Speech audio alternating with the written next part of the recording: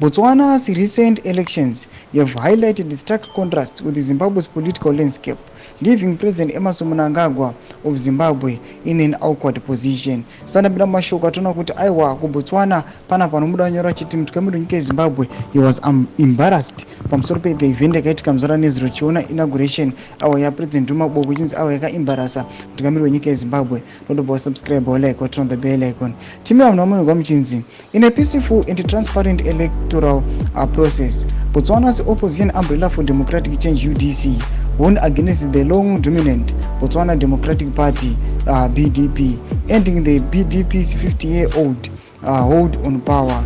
In a move that sharply contrasted with the recent electoral disputes in Zimbabwe, BDP President Masisi graciously conceded the defeat and congratulated his opponent, UDC leader Duma Boko, for his historic victory.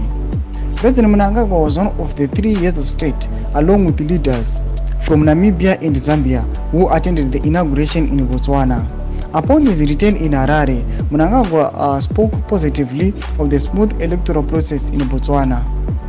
He extended congratulations to President-elect Boko, stating, "On behalf of the government and people of the Republic of Zimbabwe, and on my own behalf, I wish to extend to you my most sincere congratulations on your election."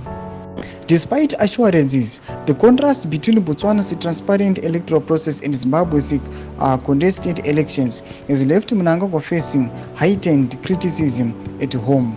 Observers note that the Botswana transition underscores growing regional demand for political integrity and transparency, values that some feel are increasingly lacking in Zimbabwe's political sphere. Toma shikwanambira kwa panapa. Mbotuza mafunguro enyu kuti pamusoro pechitiko ichi. Abina comment section medu, subscribe or like, turn on the bell icon.